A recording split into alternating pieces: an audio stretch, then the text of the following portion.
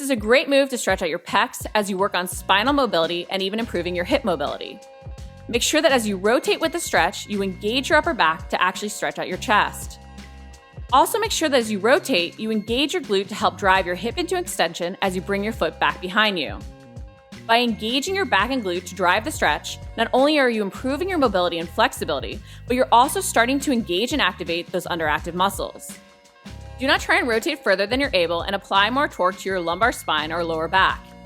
Pause, then come back center and switch sides. You don't want to move quickly, but pause for a breath and relax into the stretch on each side. This move is not only great to do to improve your ankle mobility, but also address adductor tightness. If you're a runner and you've ever suffered from IT band issues as well, this is a key move to include before your runs. To do this exercise, you're going to kneel on the ground. The great part about this stretch is you're actually going to also activate your glutes as you do it. The further out you set your foot from your knee on the ground, the more you're going to really work on stretching your adductors. The closer you put your foot to your other knee, the more you can really work on that ankle mobility. Make sure you're really using your glute to drive the stretch and also engaging the glute of the knee that's up. That's going to help you engage that glute max and really strengthen your glutes as you stretch to improve your hip mobility and stability. If you have knee pain, you might want to put your foot a little bit further out from your knee on the ground because that way you're not driving your knee over your toes as much. It's really key though that we address adductor or inner thigh tightness because it can restrict our hip mobility and lead to that knee valgus, which can lead to knee overload and many knee aches and pains. This move is a great way to improve your hip mobility and even address tightness of your TFL and any IT band issues you might have. This stretch is so key because we'll address all those muscles on the side of our body that can create tightness through our IT band, even our peroneal, which is in our lower leg. To do this move, you want to stand tall and cross one foot in front of the other. You want to think about making sure that your feet are even and that one foot isn't way out in front of the other. You're going to reach overhead, really extending up. Then when you reach down towards the ground, reach back towards the instep of the back foot. Think about really pushing your hip out to the side as you reach down. You should feel a nice stretch all the way down your side as you reach to the ground. Don't try and bend your knees just to reach lower. You really want to feel the stretch down the side of your body. Try and make sure that your feet are even so that you're really driving the back leg straight as you hinge over and push your butt to the side. Think about really displacing your butt to the side or moving laterally as you reach down to stretch the muscles on the side of your body. You don't want to just hinge over. Also make sure you're not just rounding through your spine. Push your butt back as you hinge. If you're using this move as part of your warm-up, you want to make sure to alternate sides.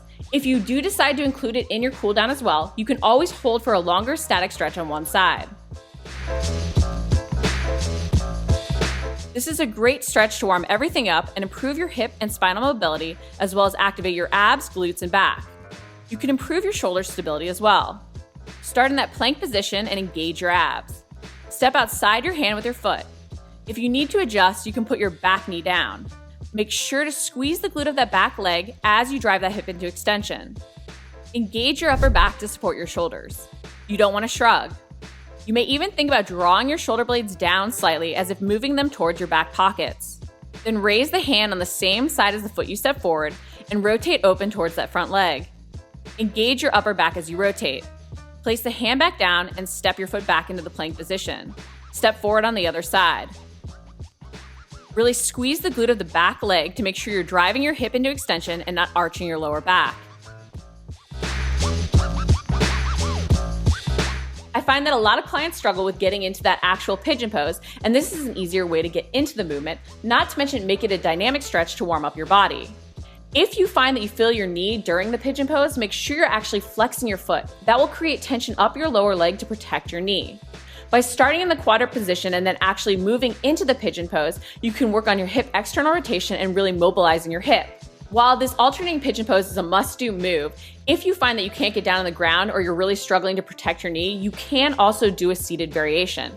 Even just sitting on the edge of your bed, you can cross one ankle over your other knee and really flex that foot as you push the knee open. Again, this is a super key movement if you've ever had sciatic compression at your piriformis or you've had a tight piriformis or piriformis issues in general. It's really important that we address shoulder aches and pains by working on our shoulder mobility and stability. Because if we don't address shoulder mobility issues, we can end up with not only neck and shoulder and upper back aches and pains, but even elbow issues. A lot of times that elbow tendonitis that we've suffered from that keeps on coming back is due to shoulder mobility restrictions. So if we spend a lot of time seated at our computer, it's really key that we open up our shoulders and we make sure that we work on a full range of motion and stability through that full shoulder movement. The Snow Angels is not only a great stretch, but also a great activation move. It will also work on your thoracic extension. You're gonna lie face down on the ground and move your shoulders through internal and external rotation, taking your hands from behind your head to behind your back.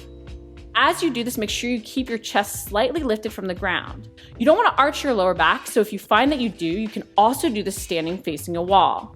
But this is a great way to strengthen your rotator cuff and improve your shoulder stability as well as your shoulder mobility. It's always key that we strengthen through a range of motion if we want to maintain that range of motion.